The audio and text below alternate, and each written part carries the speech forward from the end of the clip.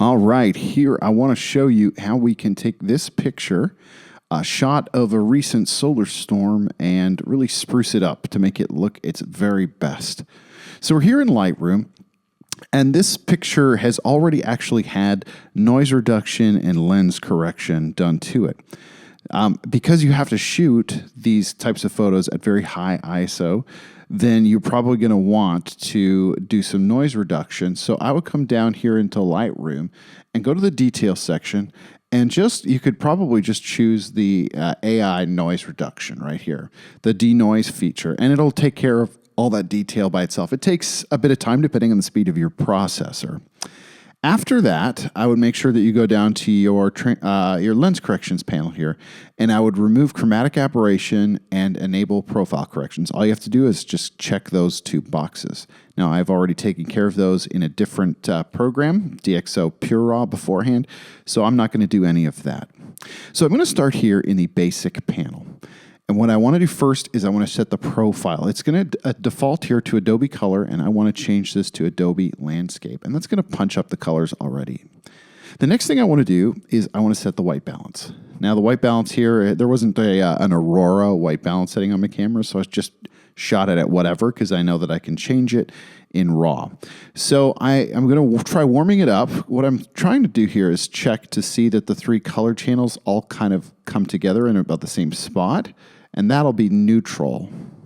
So right about there. Now, I find that a bit warm, so I'm actually just going to push it back a little bit like that. And I'll see if adding a little bit of green or magenta is going to make things look better. About there is kind of what I want. All right, next thing, I'm going to go down and I'm going to start to work on the tone. So I want to recover a bunch of detail here. I want it to maximize the detail that I get in the sky. So I'm going to bring those highlights down. In this case, all the way. That's a little heavy-handed in a lot of cases, but that's just how I want to do auroras.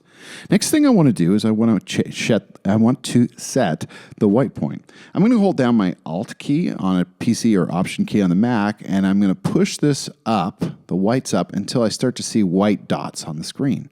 That means those pixels have gone entirely white. I don't really want that, so I'm going to back it off a little bit. And so we're going to get to about there. Next, I want to come over here to the shadow slider. Now, in a lot of landscapes, I want to open up the shadows somewhat so I can see the detail. There's not a lot of detail in these shadows that I want to see. I might do a little bit, but I want to make sure that I have a good solid black. So I'm going to do the same trick. I'm going to hold my Alt or Option key, and I'm going to slide this back until I get some spots that are just black. And that's what we have. Now I can then, after I've set those, I'm going to change the exposure just to taste. I think this is a little brighter than I want it to be, so I'm just going to move it down just a smidge like that. The next thing that I want to do is, well, I have to decide whether or not I want to work on the entire image or whether I just want to work on the sky. And in this case, I think Lightroom is going to do a decent job on the sky. So instead of doing this as a global adjustment where I affect the entire image, I'm going to do this as a mask. So I'm going to open up the masking panel right here.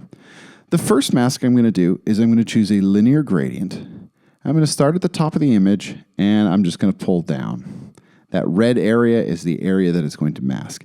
All I'm trying to do here is to darken the top edge of the screen a little bit in a way that doesn't sort of call attention to itself, just because it'll keep the viewer's eye in the picture. The next thing that I want to do is I want to get a selection of the sky. So I'm going to come over here to this little plus icon, and I'm going to choose sky. Select sky. And it's going to come up with this selection here.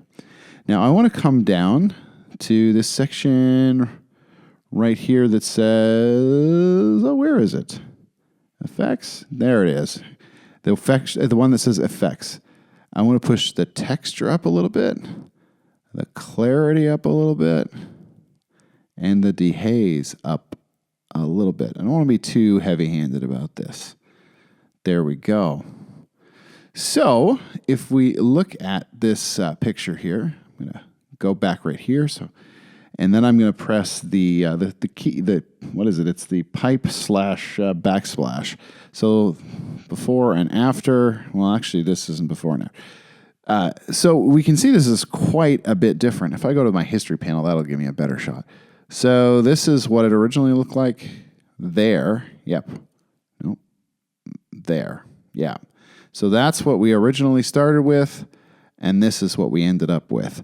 So I think that is quite a bit better. Now, I would generally take this into another program called Luminar Neo just to do a little bit of punching up at the end, but this is what you would do in Lightroom, and we're probably 85% of the way there.